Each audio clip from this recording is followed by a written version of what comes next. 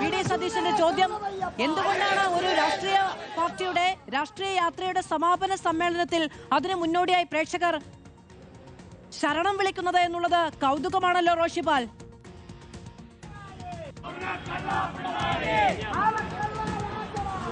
Hamad, തീർച്ചയായും ശബരിമല സ്വർണ്ണക്കൊള്ള ഈ തെരഞ്ഞെടുപ്പിൽ UDFന്റെ ഏറ്റവും പ്രധാനപ്പെട്ട പ്രചാരണ ആയുധം തന്നെയാണ്.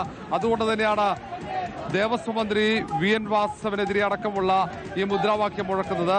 നമുക്കറിയാം, ഈ യാത്ര തുടങ്ങുമ്പോൾ ആദ്യഘട്ടം മുതൽ തന്നെ ചർച്ചയായ വിഷയവും ശബരിമലയിലെ സ്വർണ്ണക്കൊള്ളയാണ്. ആ വിഷയം ഈ തെരഞ്ഞെടുപ്പിലെ ഏറ്റവും പ്രധാനപ്പെട്ട ആയുധം. മറ്റു പ്രധാന വിഷയങ്ങളുടെ ആരോഗ്യ മേഖലയിൽ ചികിത്സാ പിഴവുകളടക്കമുള്ള നിരവധി വിഷയങ്ങൾ ഉണ്ടെങ്കിൽ പോലും ശബരിമല വിഷയം തെരഞ്ഞെടുപ്പിൽ ആയുധമാക്കും. അതുതന്നെയാണ് മുദ്രാവാക്യം വിളിക്കുന്നത്. ഇവിടെ പ്രവർത്തകർ കൂടിയുന്നുണ്ട്. ഈ തിരുവനന്തപുരം നഗരത്തിലെ പ്രവർത്തകരാണ് ഇവിടെ മുദ്രാവാക്യം വിളിക്കുന്നത്. മറ്റിടങ്ങളിൽ നിന്നുള്ള പ്രവർത്തകർക്ക് അണിനിരന്നു കഴിഞ്ഞു.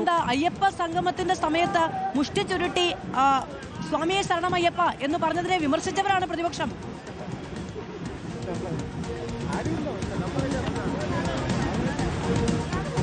അപ്പൊ അതിനപ്പുറത്തേക്ക് അത് ഒരു പരിഹാസം എന്ന രൂപേണ ആ വിമർശനം ഉയർത്തുമ്പോഴും ശബരിമല വിശ്വാസികളെ സംബന്ധിച്ചിടത്തോളം ഏറ്റവും വേദനയുണ്ടാക്കിയ സംഭവമായി തന്നെയാണ് ശബരിമലയിലെ ഈ സ്വർണ്ണക്കൊള്ളയെ UDF വിലയിരുത്തുന്നത്. അതുകൊണ്ട് തന്നെയാണ് ആ വിഷയം കൃത്യമായി ഉയർത്തി വീണ്ടും അത് ചർച്ചയാക്കി കൊണ്ടുപോകാൻ ശ്രമിക്കുന്നതും.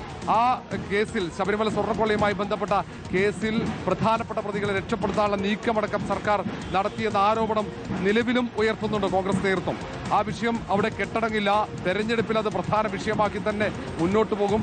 നിരവധി മറ്റു വിഷയങ്ങളുണ്ടെങ്കിൽ പോലും UDFനെ സംബന്ധിച്ചിടത്തോളം അത് തെരഞ്ഞെടുപ്പിൽ ഒരു തുറുപ്പ് ചീട്ട് തന്നെയാണ് ശബരിമലയിലെ സ്വർണ്ണക്കൊള്ള. കാരണം ആ വിഷയത്തിൽ കൃത്യമായ ഒരു വിശദീകരണം നൽകാൻ സർക്കാരിന് കഴിഞ്ഞില്ല എന്ന വിലയിരുത്തലാണ് UDFന്. മാത്രമല്ല, വിശ്വാസികളെ സംബന്ധിച്ചിടത്തോളം അത് വേദനിപ്പിക്കുന്ന ഒരു സംഭവമാണ്. ശബരിമലയിൽ എങ്ങനെയാണ് ഇങ്ങനെ ഒരു കൊള്ള നടത്താൻ അവസരം ലഭിച്ചത്? ഇവർക്ക്